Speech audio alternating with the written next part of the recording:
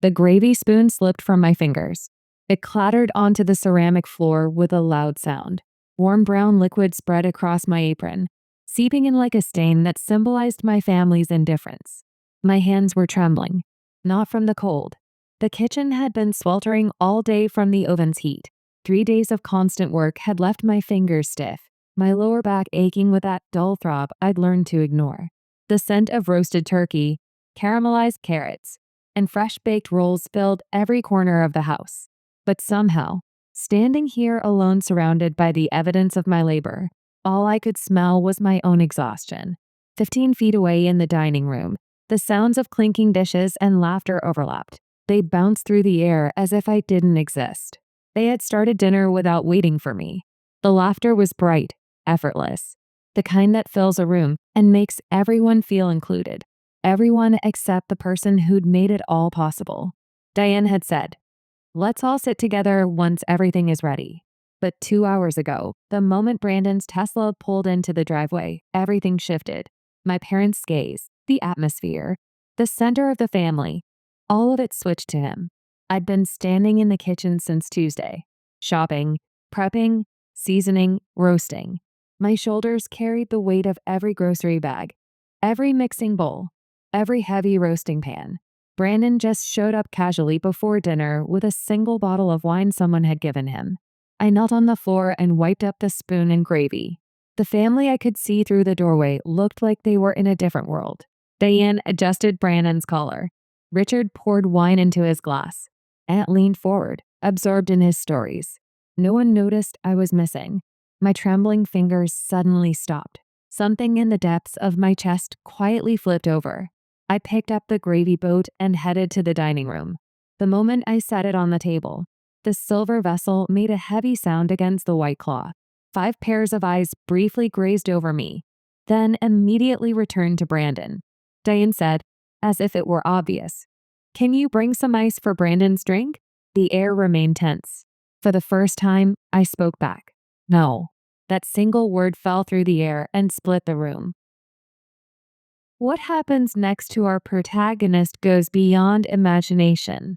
If you were in the same situation, what would you do? While wiping away the gravy stains left in the kitchen, I exhaled deeply. Brandon's laughter was loud enough to hear even through the walls. He was always at the center of the family. I'm Claire, 35 years old.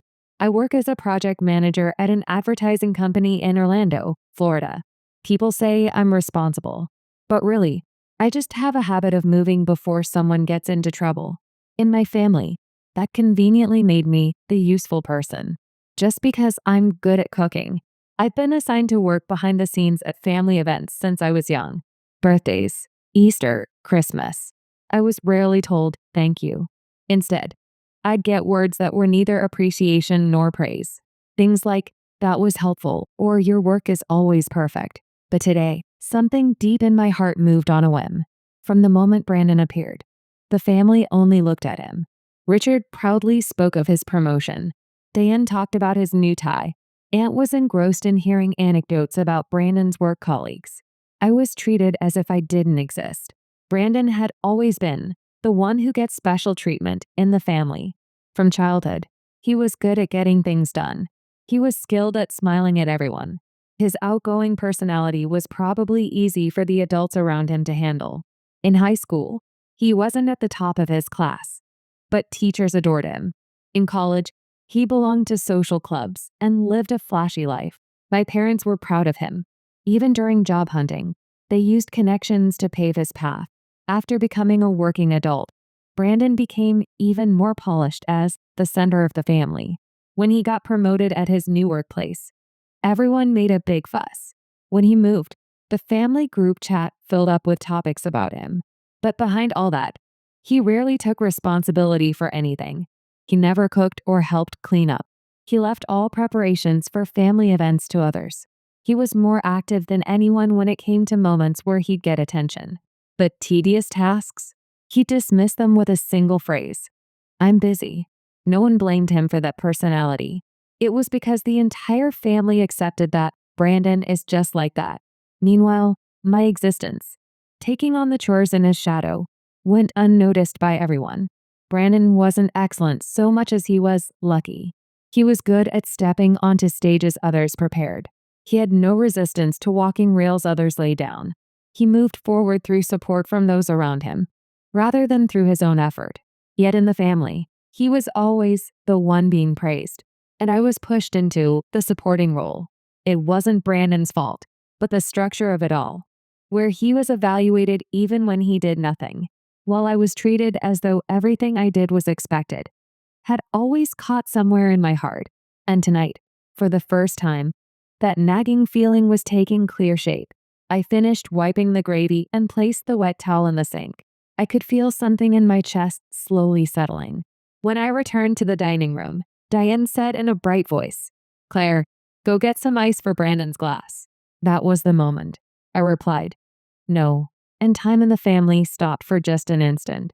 Richard put down his fork. Brandon looked at me with his mouth half open. Aunt blinked in surprise. Diane frowned as if she couldn't believe it. "What do you think you're doing, Claire?" Diane's voice held quiet pressure. I placed my hand on the back of a chair.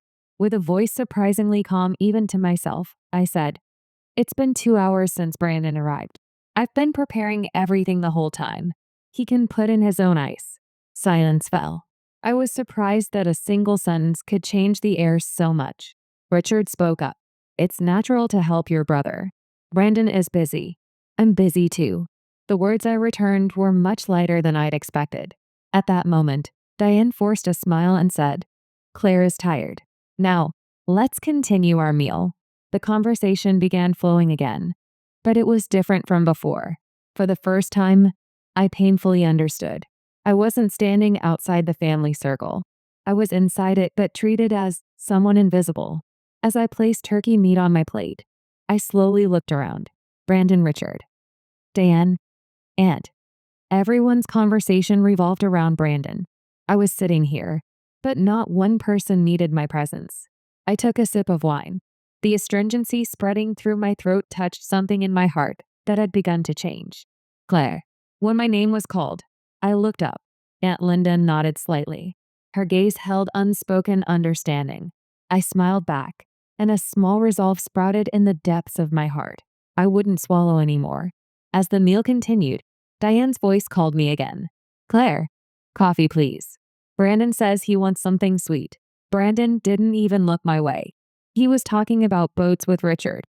I pulled back my chair and stood. None of the family noticed my movement, but in the depths of my chest as I headed to the kitchen, the resolve that had just sprouted was definitely taking shape. Something was going to change. Starting tonight, steam rose from the coffee maker, and a faint aroma spread through the kitchen. As I lined up the cups, I steadied my breathing, counting the emotions swirling in my chest one by one. The laughter I could hear from the dining room felt terribly distant, yet it echoed strangely clearly in the back of my ears. Was there an atmosphere in this house where it was more natural for me not to be here? I'd always had that question. Still, I'd swallowed it down many times, believing in the words, "because we are family." But the echo of that "no" from earlier still resonated in my chest. Mixed with the sound of coffee dripping, Diane's voice flew in from the dining room. "Claire, not yet? Brandon says he wants to drink it with dessert." I closed my eyes and took another deep breath.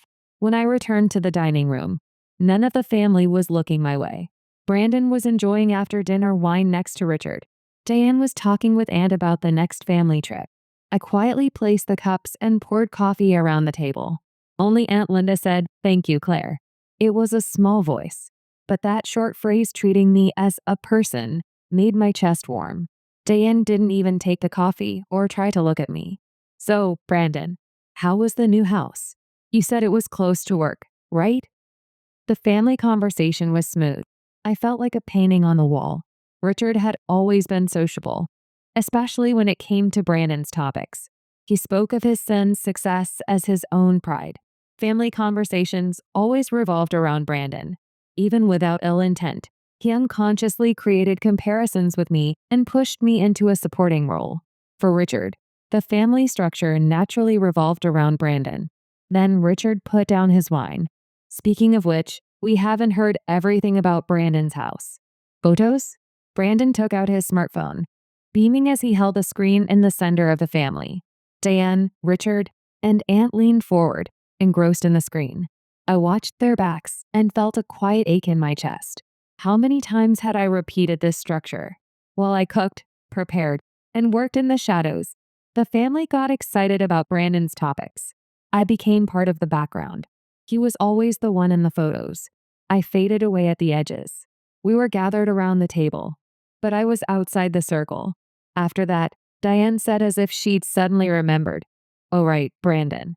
We need to make another key to this house, so you can use it when you come back. Claire is busy with cooking, so maybe I'll put you in charge of house management." For a moment, I thought I'd misheard. House management? Brandon? The things I'd always done? Brandon just nodded lightly and answered without interest. Well, I guess that's fine.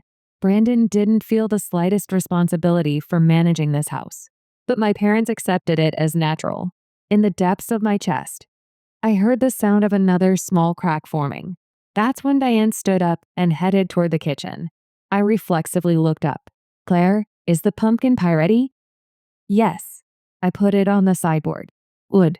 Then bring it over. Brandon's looking forward to it." Brandon again. It was like there was only one main character in this house, and I was just staff. As I went to get the pie, I suddenly noticed Diane's iPad placed on the kitchen counter. The screen was lit, with notification lights blinking. My gaze was drawn to the screen. There was a post from Diane with photos of tonight's dinner, a special Thanksgiving menu created based on Brandon's suggestion. I'm happy for the time our talented son's ideas bring the family together. I couldn't believe my eyes. Brandon's suggestion brought the family together? My hands began to shake. The iPad felt suddenly heavy in my grip. I had to read it again to make sure I wasn't hallucinating. I'd been working continuously since Tuesday. Shopping, prepping, checking recipes, cooking, plating. Every detail had been planned by me. Every dish had been cooked by my hands. The turkey I'd brined for 24 hours. The cranberry sauce I'd made from scratch. The rolls I'd kneaded and shaped at 5 in the morning. What exactly had Brandon done? My vision blurred at the edges. My chest tightened. My breathing became shallow. I scrolled further, and photos appeared one after another. Birthdays, Easter, Christmas, beautiful table settings, elaborate cakes, perfectly arranged dishes. In all of them, I was always part of the background, sometimes just a blurred figure at the edge of the frame. Brandon was always the main character, always centered, always smiling. And in none of those posts were there words like, "Claire cooked this meal," or "Claire prepared this." Instead, there were comments from friends and relatives, dozens of them. "Your son is so talented. What a wonderful family. Brandon is such a blessing." Heart emojis, celebration emojis, words of praise cascading down the screen. Not a single person asked who actually made the food. I couldn't look away from the iPad. My fingers trembled as I held it. A beautifully decorated table. Brandon's smile. Diane's proud text. The carefully curated image of a perfect family. I wasn't there. My work was there, but I wasn't. The kitchen suddenly felt unbearably hot. The smell of turkey and gravy that had seemed so comforting moments ago now made my stomach turn. I set the iPad down carefully, afraid I might drop it or throw it against the wall. Diane was a perfectionist who cared more than anything about the family's reputation. She valued good-looking photos and appearances. She had a habit of making events that didn't fit her ideal family image disappear. Favoring Brandon was because she wanted to show off her pride in her son to those around her. She unconsciously forced the role of the responsible daughter onto me. "Claire? The pie?" Diane's voice cut through my thoughts, sharp and impatient. I hurriedly placed the pie on a plate, my hands still unsteady. When I returned to the dining room, the family had returned to their usual atmosphere. Brandon was talking about golf. Richard was discussing the loan for his new house. Then suddenly, Aunt said, "Brandon, you should take that old china cabinet. I think it would really suit your house." I stopped in my tracks. That china cabinet was something I'd loved since childhood. I remembered running my small fingers along its carved edges when I was barely tall enough to reach. I'd imagined, someday, placing my own dishes in it, in my own home. It was precious furniture I'd thought someday for my own home. Brandon laughed a bit shyly and answered, "Well, thank you." At that moment, Richard added, "Brandon just bought a house. You're still single and your place is small. Brandon's the one who needs it. It wasn't just the china cabinet." I learned from the conversation afterward that my parents had even put down the down payment for Brandon's house. I returned to my chair and sat down quietly.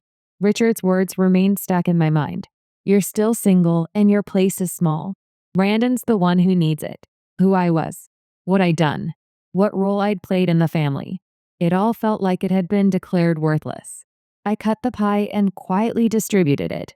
The family waited for me, seated, as if it were natural. "Claire, coffee please. Claire, can you bring napkins? Claire, water for Brandon's glass." I stopped thinking and answered, "Okay," over and over. Aunt Linda gently touched my arm and asked with her eyes, "Are you all right?" I smiled weakly. That was the moment. I realized, if I continued like this, I would become someone who doesn't exist in this family. I've been forced into that role for so long. Next to the coffee maker, my phone vibrated. It was a notification from the family group chat. Diane's new message read, "Brandon says he'll host Christmas at his new house. Claire, please prepare things as usual. Everyone won't be satisfied without your cooking. Also, can you come at 9 a.m.? Brandon is busy." I gripped my phone and took a deep breath. I heard the sound of something quietly crumbling, and at the same time, I felt a small flame light in the depths of my chest. Enough. It's enough. That phrase finally took clear form within me. The next morning, in the car on the way to work, I held my still sleepy head. Last night after the family meal ended, I got into bed but couldn't fall asleep. Before I knew it, the clock had passed 3 in the morning. A dull pain continued in my chest. My breathing was shallow. After Thanksgiving, it was always like this. My heart would be restless. Only my brain kept moving. When I arrived at the office, my boss Stephen came to my desk with a stern expression. "Claire, the pitch materials for Henderson?" I was startled. The deadline was Friday, I thought. "I'm revising them now. By 3 o'clock today." "No, the deadline is Friday. We're using them in tomorrow's client meeting." My boss's sigh was loud. It fell heavily in the office air.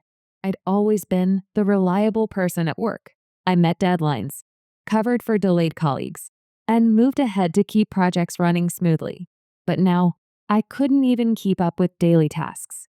When your heart is tired, your body is honest. During lunch break, while I was drinking warm tea in the company lobby, Melissa from accounting called out to me. "Claire, are you okay? You look a bit tired." "I'm okay, I think." Then she laughed softly. Saturday night, we're all getting together. Eating, singing, laughing, a free night without family. Want to come?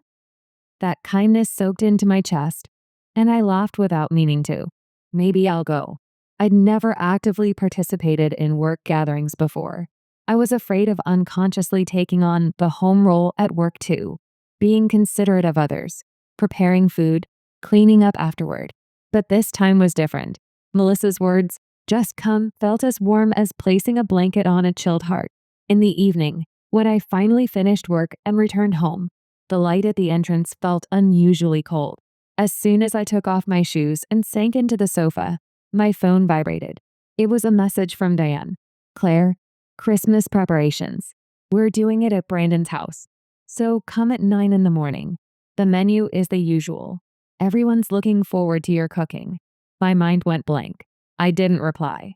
I threw my phone onto the table. In the depths of my chest, I felt something break with a sound. That night, my sleep was shallow. Diane's voice chased me even into my dreams. Brandon's smile, Richard's sigh, Aunt's social laughter. Everything echoed noisily in my heart. Friday morning, when I arrived at work, I intentionally sat at my desk an hour early and finished the materials. I was afraid that my abilities had declined. I'd always been a person who proved her value by working hard. When I submitted the materials, I said to my boss, "I'm taking the afternoon off." It took surprising courage to say those words. I'd taken time off for family before, but almost never for myself. Stephen's eyes widened. "That's a good decision. When you're tired, you should rest properly." After leaving the office, I drove without a destination. My hands moved on the steering wheel almost automatically, following a route I'd taken countless times before. Before I knew it, I was at the park by the lake. This had been my refuge since college. Whenever life became too heavy, whenever decisions loomed too large, I'd come here. The same weathered bench overlooking the water. The same view of downtown Orlando in the distance. The same sense of being suspended between the noise of the city and the quiet of nature. I parked and walked to my usual spot. The bench had aged over the years. Someone had carved initials into the armrest. The green paint was chipping in places. I'd sat here when I decided to major in business. I'd sat here the night before my first job interview. I'd sat here after my grandmother's funeral, the only family member who'd ever really seen me. Wind hit my cheeks. Cold air filled my lungs. I leaned back in the seat and looked up at the sky. Gray clouds moved slowly overhead. A few ducks paddled near the shore, leaving small ripples in their wake. What am I living for? The words I'd been repeating in my chest finally leaked from my mouth. They hung in the air, unanswered. The lake was silent. It always was. That was why I came here, not for answers, but for the space to ask the questions that had no room anywhere else in my life. I watched the water for a long time. The surface was choppy today, disturbed by the wind. It looked how I felt inside, restless, unable to settle. That night, I attended the dinner gathering with Melissa and the others. It was surprisingly casual. Everyone brought food casually. They drank wine, laughed. No one expected anything from me. Under the lights, Melissa was laughing and singing. Look, Claire. Zero talent for dancing and singing, that's me. I burst out laughing. When was the last time I laughed this freely? As I was leaving, she patted my shoulder lightly and said, I know you're a giver, but sometimes it's okay to be on the receiving end. Those words pierced my chest. Sunday evening, a call from Diane appeared on the screen. After staring at it for a while, I resolved myself and answered the phone. Claire, about Christmas. Mom. I interrupted. My voice was trembling. I'm busy. I have work and plans. I can't adjust everything to Brandon's convenience. On the other end of the line, Diane's breathing stopped. What are you saying? We're family, so it's natural. I have my own life. At that moment, Diane's tone changed. Brandon is different from you. He's a busy person. That's why you need to support him. At those words, something in my chest crumbled. Why is it only me who has to support him? Don't say it like that. You're considerate, aren't you? I'm not a convenient person. Silence fell. I steadied my breathing and continued. I'll think about Christmas. After hanging up, my hands were trembling. Over the next few days, I repeated sleepless nights. In my dreams, my family called me. Words like help and prepare and support repeated. Thursday night, I took out my notebook and opened a page. There was nothing written there, just blank white space. I slowly placed my pen down. What I want. Why was writing those words first so painful? I'd lived on the premise of moving for someone else. I was afraid to put my own desires and wishes forward, afraid of being rejected by my family. As I stared at the page, a tear spilled down my cheek. There was only one thing I wanted, to be respected. Just that. That was all. The next afternoon, Melissa placed coffee on my desk and said, We're gathering Saturday too. You should come. At those words, I could smile a little. I'll go. That night, sitting on the sofa, my phone vibrated. It was a text from Diane. Claire, you've always been our family's support. Brandon would be in trouble without you. I stared at the phone. I could clearly see the meaning behind those words. Your life should be for the family. I turned the phone face down and took a deep breath. Somewhere in my heart, the answer had already formed. I won't obey anymore. That resolve quietly lit a fire in my chest and turned into a strong light, and it was a sign of the storm that would arrive in the next moment. Saturday morning, when I opened my eyes, there was a sensation like a heavy stone sinking in my chest. The light coming through the thin curtains was cold. The air in the room was tense. I didn't feel like I'd slept. Last night, too, I'd only tossed and turned until morning came. While eating a light breakfast in the kitchen, I stared at the phone on the table. Diane's message from yesterday remained on the screen, like a weight pressing on my back. We're doing Christmas at Brandon's house, so prepare things as usual. Come at 9 in the morning. No matter how many times I read it, my will didn't exist there. Past 10 in the morning, Aunt Linda called. Claire, do you have time today? There's something I want to talk about. Her voice was more cautious than usual. Worry seeped through somewhere. Aunt Linda was the only person in the family who could notice my changes. She had suffered from distance with family when she was young too. That's why she knew the pain of being crushed by a role. That's why she had the kindness to sense the truth behind my silence and gently reach out. I got in the car and made plans to meet Aunt at a cafe. The small cafe on the outskirts of town had always been a favorite place. Inside, the calming scent of wood drifted. Soft light streamed into the window seats. Aunt had already arrived. The moment she saw my face, she smiled with some relief. Claire, you've looked so tired lately. Are you all right? I was at a loss for words. I wasn't used to being worried about. In the family, I was always treated as the person with no problems. I was relied on, given tasks, and expected to move in a supporting role. That was natural. When I sat in front of Aunt, something in my chest suddenly loosened. I looked down. Aunt, I'm tired of everything. Warm cappuccino steam drifted, and beyond it, Aunt nodded quietly. Watching last night's dinner hurt my heart. The meal you made, no one treated it as yours. With that one phrase, what I'd locked in my heart overflowed. I talked bit by bit about how I'd been treated by the family, how I hadn't been appreciated, how much Brandon had been favored. Aunt wasn't surprised. That was what made it sad. Claire, you've always been the giver. No one tried to see your exhaustion. Because you didn't say you were at your limit, they thought they could rely on you infinitely. Her voice was gentle, but pointed straight at reality. I took out my phone from my pocket and showed her Diane's message. The moment Aunt saw the screen, she frowned. This is terrible. They're not considering your schedule or burden at all. In a trembling voice, I said, why is it always just me? I have work too, a life. I get tired too. I just want to be treated normally. Aunt put down her cup and said quietly, Claire, you should talk to your mother today. If you keep running away, your life will keep being taken from you. My chest burned. Fear, anger, and sadness, mixed emotions rushed over me like waves. Can I talk properly? You'll be fine. You've endured for so long. Those words are already assembled inside you. I took a deep breath. With Aunt pushing my back, I drove the car toward home. When I opened the front door, Diane was preparing dessert in the kitchen.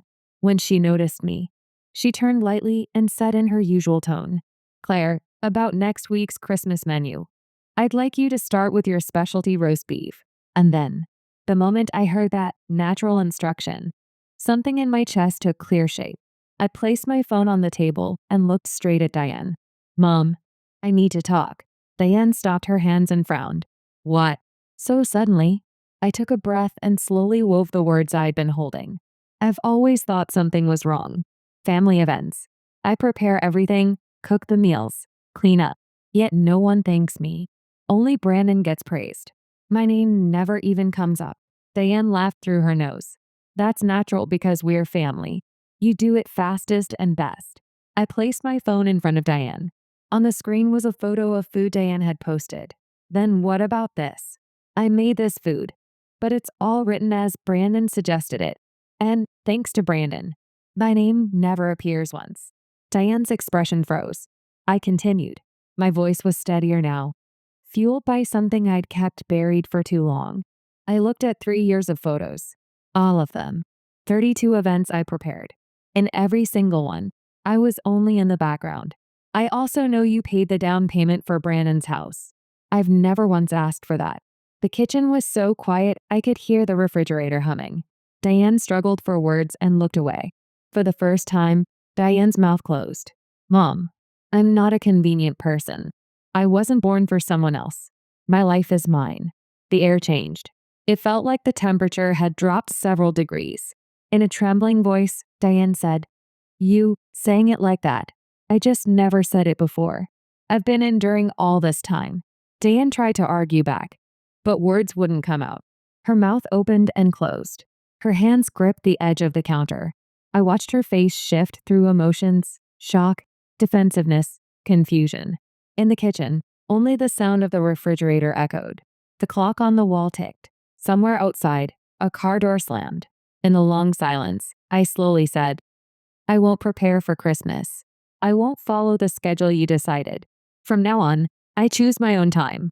Diane's face stiffened. She opened her mouth as if trying to grasp something. Anything that would bring the conversation back to familiar ground. Claire, your family. Supporting each other is. I was the only one supporting. That's not family. The words came out harder than I intended, but they were true. And truth, I was learning, didn't need to be soft. Diane lost her words and lowered her gaze. Her shoulders sagged slightly. For a moment, she looked smaller than I'd ever seen her. I took a deep breath. The depths of my chest became quiet. A strange calm settled over me. I'd never experienced this sensation before. It was the moment of reclaiming my life with my own voice. I won't obey anymore. Those words cut through the kitchen air and blew in a new wind. Inside the cage called family, I, who had been a small flame, finally became a fire. The moment I left the house, the cold air touched my cheeks, but the depths of my chest were strangely quiet. The thread of my heart that had been stretched for so long finally snapped. When I took a deep breath, air entered all the way to the bottom of my lungs. Getting into the car, I couldn't move for a while with my hands on the steering wheel. The words I'd said to Diane moments ago repeated in my head over and over. My trembling voice, Diane's frozen expression, the long silence. It's not that I wasn't scared, but a certain sensation had sprouted in my chest. I had finally stepped into my own life. When I started the engine, a soft singing voice flowed from the radio. The scenery outside was pale winter colors. Shadows of street trees swayed on the car windows. Watching the light turn green, I slowly drove the car. I found myself driving back to the park by the lake. My hands had taken me there without conscious thought. It was instinct. When everything in my world shifted, I came here. The parking lot was almost empty. A jogger passed by, earbuds in, focused on their own rhythm. I walked to the same bench I'd sat on just days ago. The same bench, the same lake, the same downtown skyline in the distance. But everything was different. I sat down slowly and looked out at the water. The wind had died down since last time. The surface was calmer now, almost glossy. It reflected the gray winter sky with startling clarity. The ripples were gentler, spreading in perfect circles where a bird touched down. The last time I sat here, I'd asked the lake, what am I living for? The question had felt impossibly heavy, like it might drag me under. Today, I had an answer. I was living for myself. The realization settled over me like the winter light, pale but certain. I wasn't living to be useful. I wasn't living to fulfill someone else's expectations. I wasn't living to stay invisible so others could shine. This place had witnessed both versions of me, the one who came here drowning in questions, and the one who came here beginning to find answers. I leaned back against the bench. The carved initials under my hand felt familiar now, a reminder that this place held many people's moments of change, not just mine. When I sat on a bench, a deep breath naturally spilled out. It was quiet.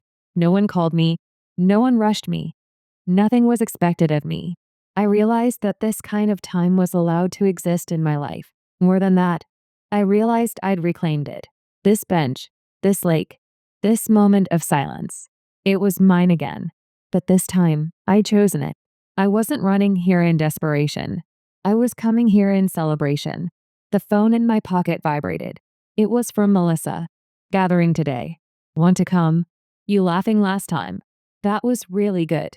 A smile spilled out. After hesitating for a few seconds, I replied, I'll go. As I typed those short words, my choice felt light. After leaving the park and getting back in the car, a call came from Aunt Linda. Claire, are you safe? Yes. I talked about everything and breathed quietly. You reclaimed your life. Really, you did well. My chest grew warm at those words. It's thanks to you, Aunt. You pushed my back. From now on, you decide your time. What you want to do. Who you want to be with. What life you want to live. All of it. It's your choice. After hanging up, warmth slowly spread through my chest. As the sun began to set, I headed to the apartment where Melissa and the others were gathering. When I opened the door, Lively laughter and the smell of food drifted through the room. No one told me to carry plates or prepare the table. I was handed wine and urged to sit on the sofa. Melissa sat down next to me. Don't think about anything today and just enjoy.